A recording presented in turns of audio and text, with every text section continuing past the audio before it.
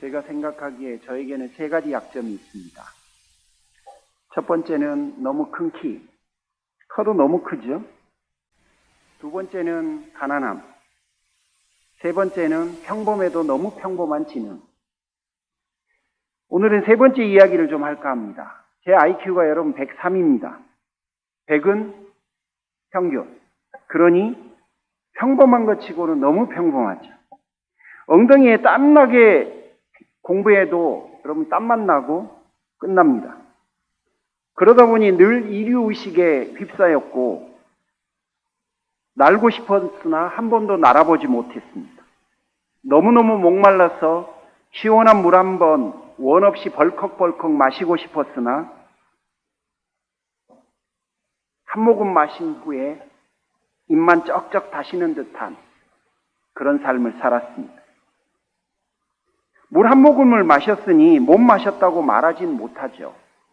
그런데 항상 부족하고 갈급했어요. 제가 생각한 저의 약점은 제 인생에 다양한 각도로 부정적인 영향을 미쳤습니다. 여러분도 약점들이 있으시지요? 여러분은 어떤 약점이 있는 것 같으십니까? 오늘은 내가 가지고 있는 약점, 그 약점이 내 인생에 미친 영향, 그리고 그것들을 어떻게 해결할지에 대한 이야기를 같이 좀 하고 싶습니다. 먼저 우리의 약함에 대해서 같이 이야기합니다. 우리의 약함은 창세기 16장 17절에서 그 기원을 찾습니다. 16절에 보면 두 가지 관계와 관련되어 있는 형벌이 나옵니다. 자녀로 인해서 출산하는 고통을 갖게 될 거예요. 그 다음에 남편과의 관계에 문제가 지속될 겁니다. 그러니 자녀와 남편과의 관계에 문제가 있다면 그 인생이 얼마나 고단하겠어요. 17절에 보면 우리가 하는 일에 대한 형벌이 나와요. 평생을 수고해야 해요. 따라서 창세기 3장 16절과 17절을 근거해 보면 우리는 평생 수고하고 불화로 가득한 인생을 살아가게 될 겁니다. 이제 사람들은 어디를 가든지 세력 다툼을 할 것이고 권모술수가 있을 거고 회피하고 상처를 주고받게 될 거예요. 아파하고 저항하고 포기하고 도망가고 우울해하고 외톨이가 되는 것은 당연할 거예요. 열심히 일을 해도 수고한 만큼 열매를 얻지 못할 가능성이 큽니다. 아무리 내가 열심히 해도 인정을 받지 못할 수도 있어요. 좌절과 실패가 여러분을 기다리고 있을 겁니다. 뜻한 바를 이룬 사람들마저도 무언가 부족함을 느끼고 늘 미완성의 삶을 살게 될 거예요. 왜 그렇습니까? 관계의 문제와 일의 문제가 결국 하나님의 형벌이고 심판이었기 때문에 그렇습니다. 형벌과 심판이 좋을 리가 없죠. 다만 하나님은 그 모든 형벌과 심판을 종말의 날까지 유예하셨어요. 왜 유예하셨을까요? 기회를 주는 겁니다. 우리는 아플 때 기도 소리가 더 간절해지잖아요. 문제가 있을 때 하나님을 더 열심히 찾잖아요. 그러니까 형벌과 심판이라고 하는 것을 통해서 하나님을 간절히 찾고 그분을 만날 수 있도록 그분이 기회를 주신 거예요. 그런 의미에서 하나님은 형벌과 심판이라고 하는 그분의 진노 속에도 당신의 긍휼을 심어 놓으신 거예요. 그렇다면 우리는 나의 약점, 그리고 그 약함 때문에 오는 다양한 아픔들, 이거를 기회로 하나님 안에서 만들 수 있다는 이야기입니다. 그럼 어떻게 해야 합니까? 첫 번째, 여러분의 약점. 그 약점이 가져온 아픔들. 내가 어떤 약점이 있는지를 여러분 인정하기 시작해야 돼요. 이 인정하는 게 굉장히 어려운 일입니다. 사실 못 봐요. 그리고 인정을 하지 않아요. 우리는 약점이나 아픔에 대해서 주로 두 가지 반응들을 보이는데요. 초기 반응이에요. 첫째는 아파하고 신음합니다. 둘째는 받아들이지 않고 저항하거나 부인하거나 외면을 합니다. 우리에게 익숙한 사람이죠. 스위스 정신과 의사였고 정신분석학자였던 칼 융은 우리가 뭔가에 저항하면 그것은 사라지지 않고 끝까지 버틴다라고 말을 했어요. 그러니까 내가 가지고 있는 약점과 내가 경험하고 있는 그 아픔들을 인정하지 않고 부인해버리잖아요. 그러면 그게 더 커져요. 그걸 뭐라고 그러냐면 결국 내가 가지고 있는 약점과 그 약점이 가져다 주는 아픔뿐만 아니라 이 아픔 때문에 그 이후에 내가 저항하는 것 때문에 결국 나는 또 다른 후유증까지 앓게 돼요.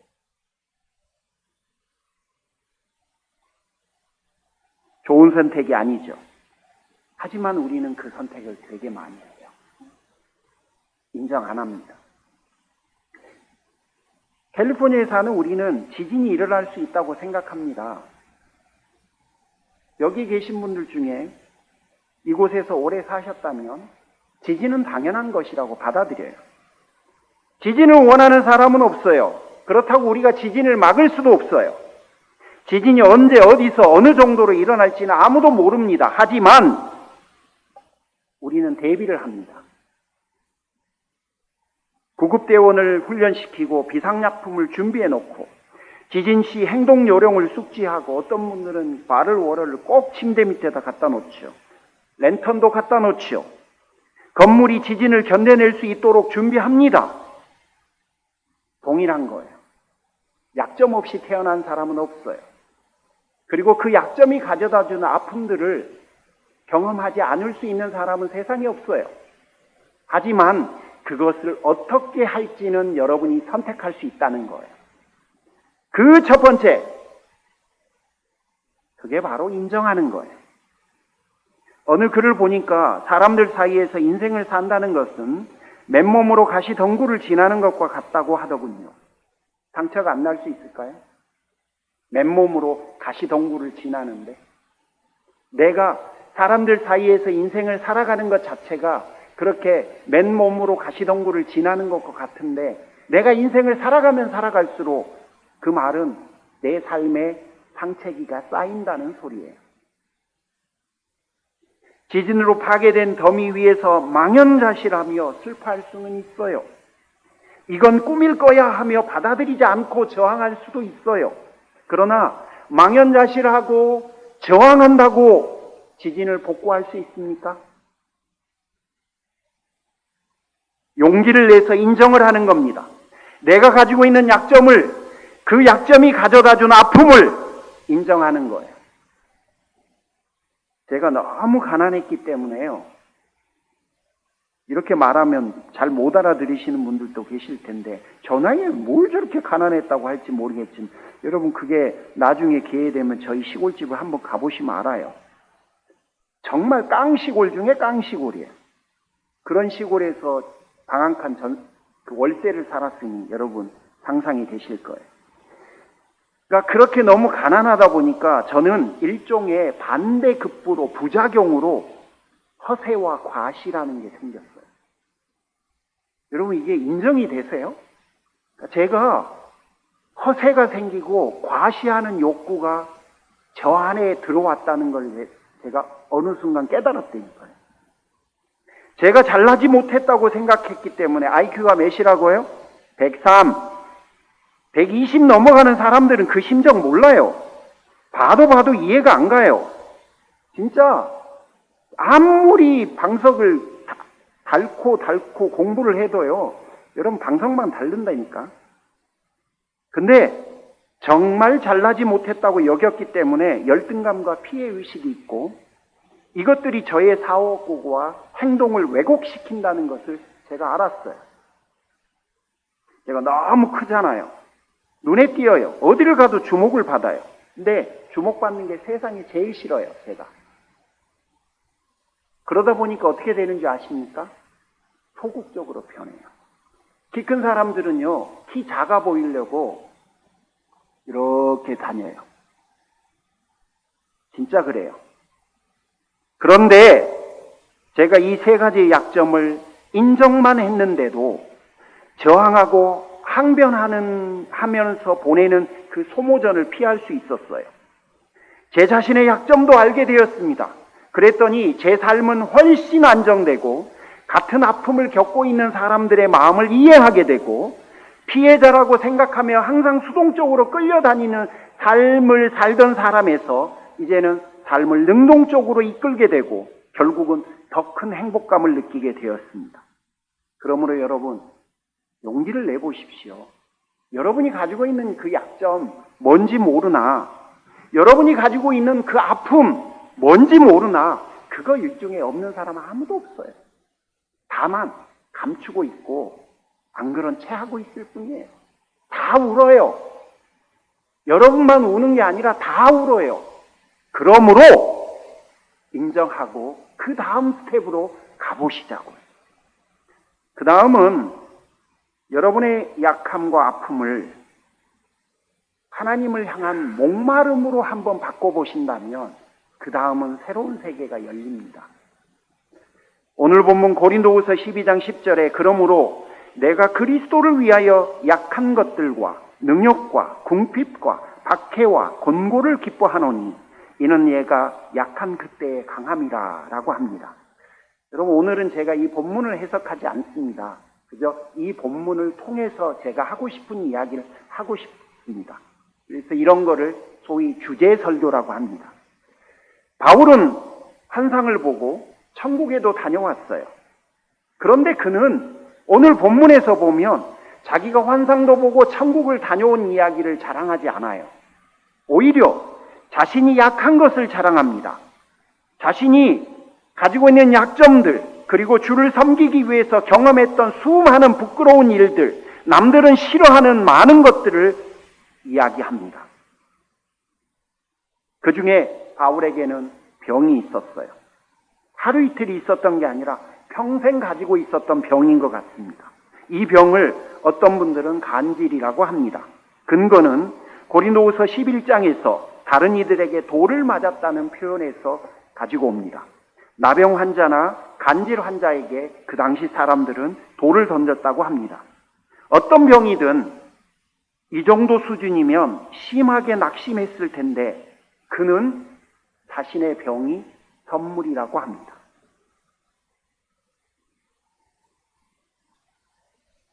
그런데 바울만 그렇게 말한 게 아니라 제가 만난 어느 분도 그런 비슷한 이야기를 하셨어요. 약 25년 전쯤에 손양훈 목사님께서 목회하시던 여수 입구에 여천이라고 하는 공업단지가 있는 곳이 있어요. 그 여천에 애양원과 애양교회라고 하는 곳이 있습니다. 성경 암송반을 방문해서 그 시간을 보내는데 이 성경 암송반은 나균이 시신경에 침투해서 실명하게 되는 분들이 함께 모여서 성경을 외우는 곳이에요. 놀랍죠? 대부분의 분들이 신약은 다 외우셨어요. 정말 놀랍죠? 근데 그 중에 한 분이셨습니다. 부잣집 둘째 아들로 태어나서 남부러울 것이 없이 살았는데 그 당시 말로 문둥병에 걸렸답니다. 시간이 지나니까 처음에는 몰랐는데 얼굴이 뭉그러지고 손가락 발가락이 뚝뚝 떨어져 나가니까 부모님과 형제들도 어쩌질 못하더래요. 그래서 떠밀려 온 곳이 애양원이었어요. 처음에는 분노로 가득한 삶을 살았어요. 어느 날 정신을 차려보니 부모 형제도 멀리하던 자신에게 같은 문둥병 환자들이 손을 내밀어 주더래요. 먹을 것을 갖다 주고 위로의 말을 건네주더래요.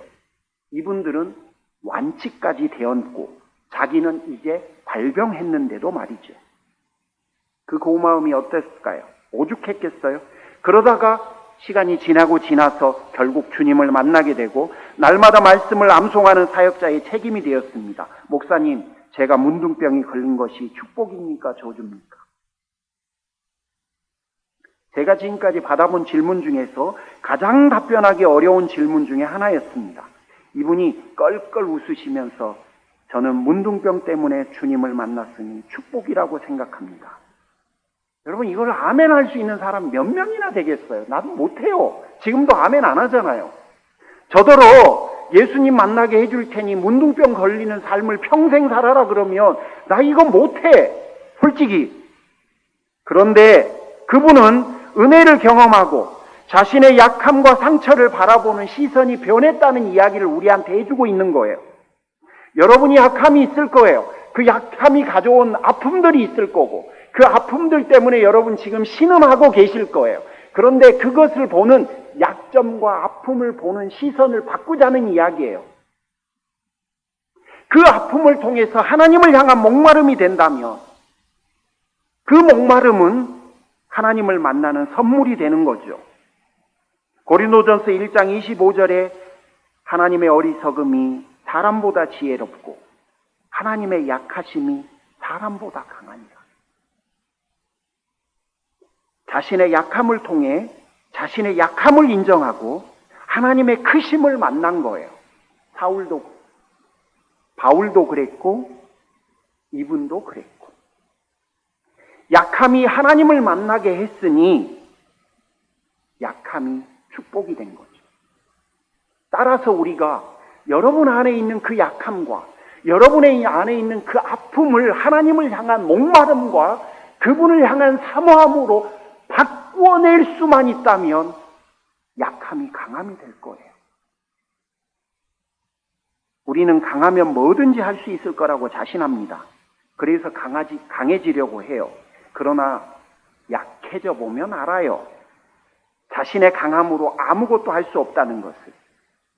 포틀랜드에 살 때 한 다리 건너서 안 지인 중에 자가용 헬기를 가지고 있는 분이 계셨어요. 멋지죠? 더더더더더더더더 하고 여보 갈까? 그러면 응? 그러면 타고 가는 거예요. 그런데 그 여보가 그러니까 여자분 와이프가 한국 분이셨고 남편은 백인이셨는데 이 와이프가 암에 걸리셨어요. 그 남편이 울면서 한 말이 내가 가지고 있는 저 헬기도 내 와이프를 낳게 해주지 못했다. 헬기를 갖고 있을 정도 부자면 못 고칠 병도 없고 못할 일도 없다고 우린 생각하잖아요. 근데 그거는 병에 안 걸렸을 때 하는 말이에요. 못해요. 더 놀라운 이야기를 해드릴까요?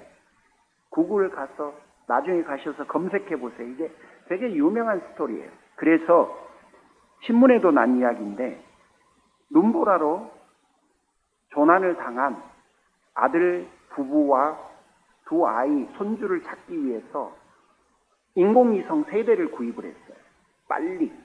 할아버지가 굉장히 돈이 많은 분이죠.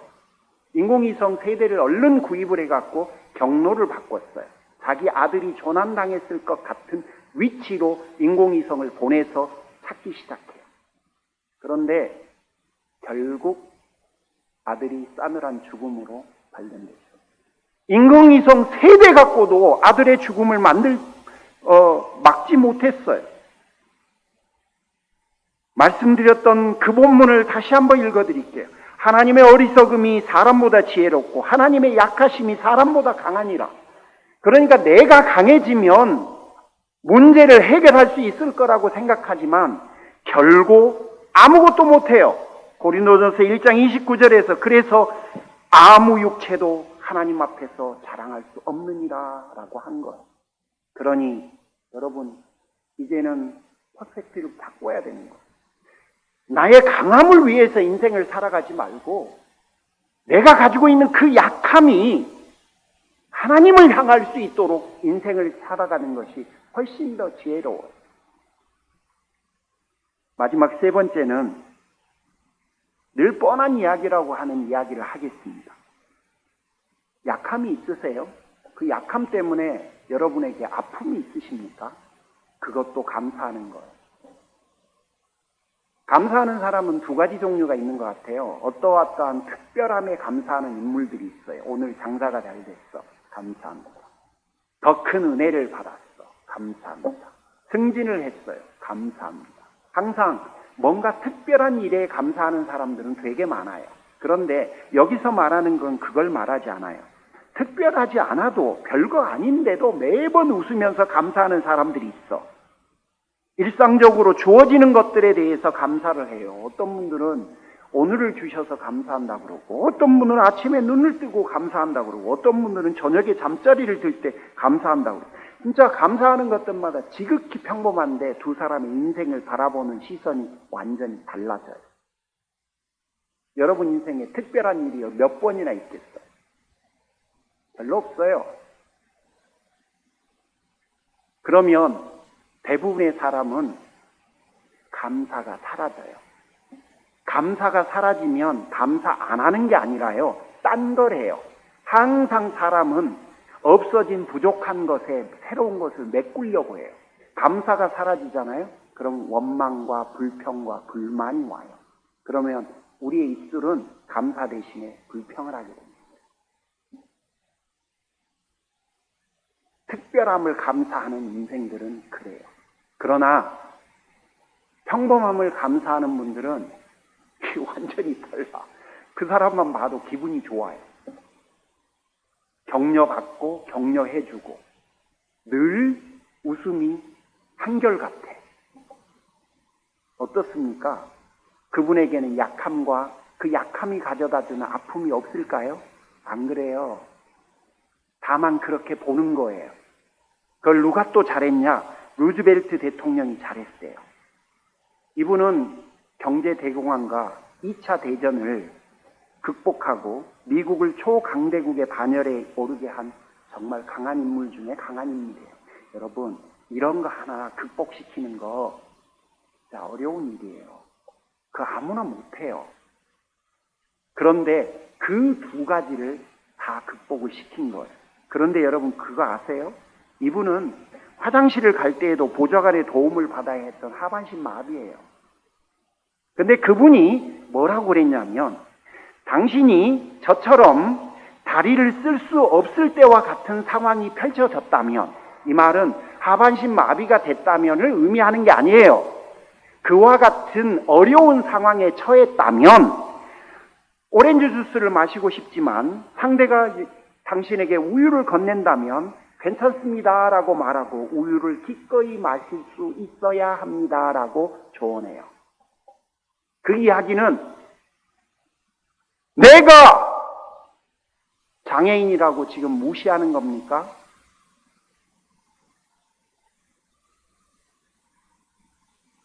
하나님, 왜 저에게만 이렇게 하십니까? 가 아니라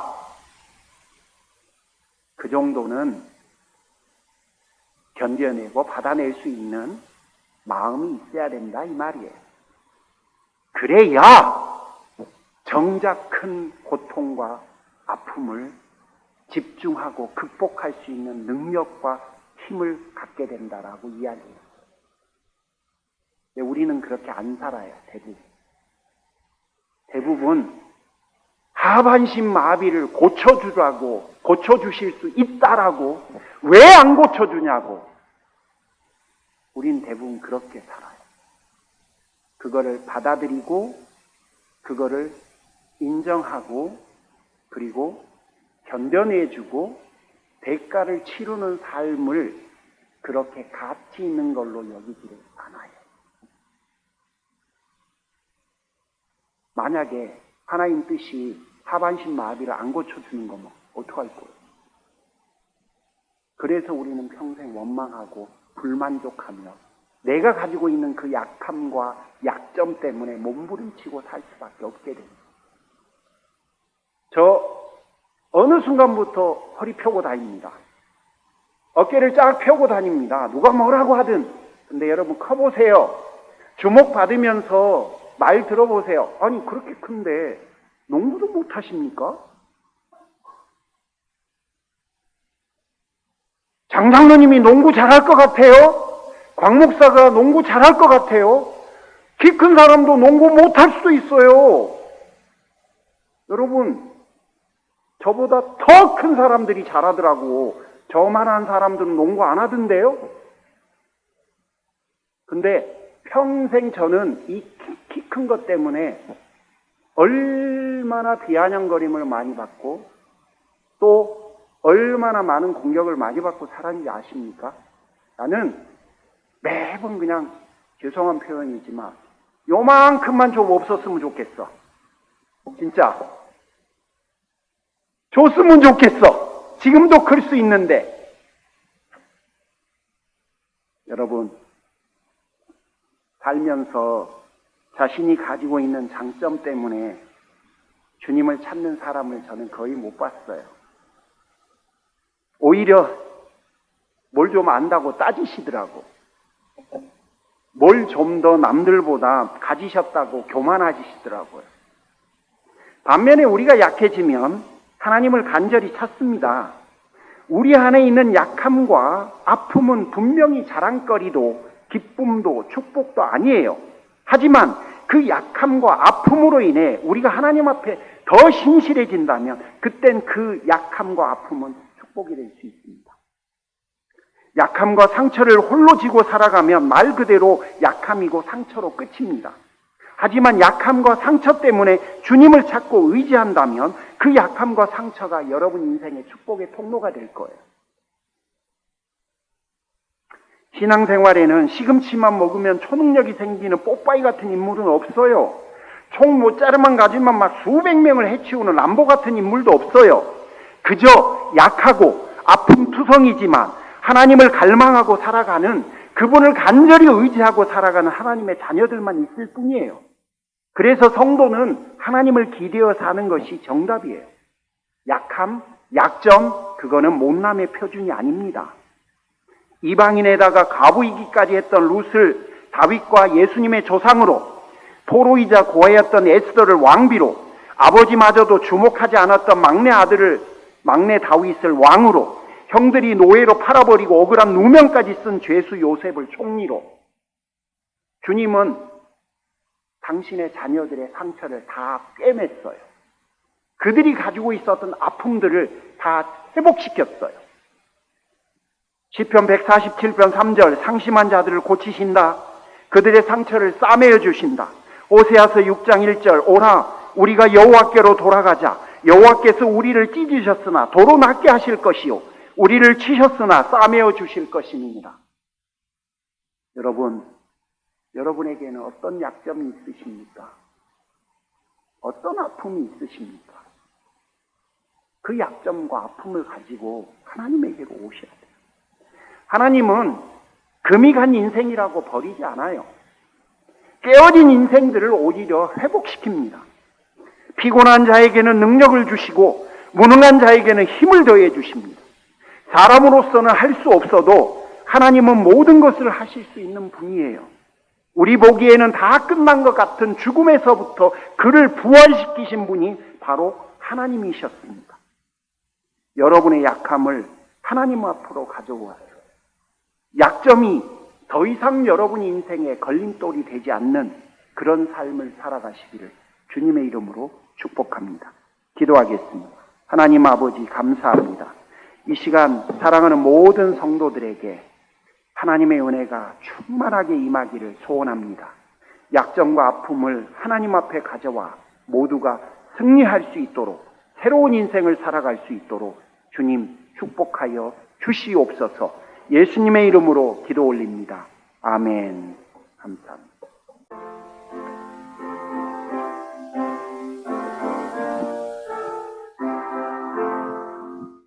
이 몸의 소망 무언가 우리 주 예수뿐일세. 우리 주 예수밖에는 믿으리여 주옵도다. 주 나의 반석이시니 그 위에 내가 서리라. 그 위에 내가 서리라.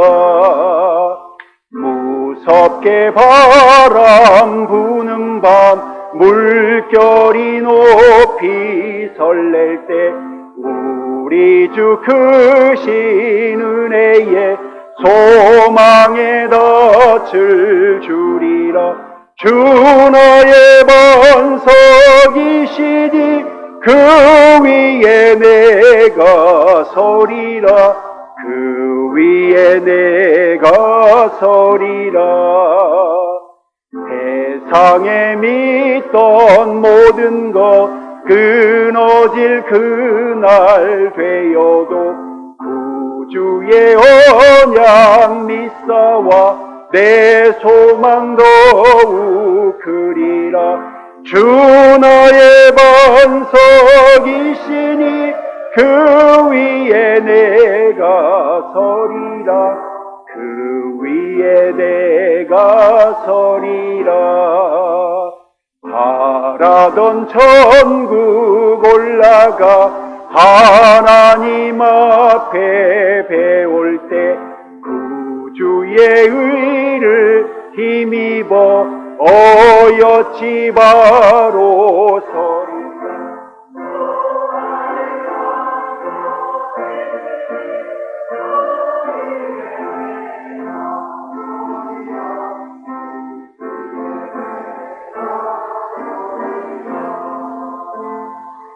축복하겠습니다. 하나님, 오늘 또 하나님의 사랑받는 자녀들이 주를 향한 믿음의 고백으로 예배를 드렸습니다. 주께서 기뻐 받으시고 영광을 취하실 줄 믿습니다. 믿음의 고백을 담아서 하나님 앞에 예물을 드립니다. 주께서 받으시고 하나님의 영광을 위하여 당신의 뜻을 위하여 마음껏 사용하여 주시옵소서. 아픈 분들이 있습니다. 낫게 해 주십시오. 마음이 상한 심령들이 있습니다. 위로해 주옵소서. 자비 필요한 이들이 있습니다. 허락해 주옵소서. 가정을 소원하고 자녀를 기대하는 이들이 있습니다. 그렇게 되게 하여 주옵소서. 이제는 우리 주 예수 그리스도의 은혜와 하나님 아버지의 극진하신 사랑하심과 성령님의 감화감동 내주 충만 역사하심이 약함을 통해서 하나님을 향한 목마름으로 결국은 주를 의지하며 인생을 살기로 결정하는 사랑하는 모든 성도들에게 지금부터 영원토록 함께 하시기를 간절히 축원하옵나이다. 아멘.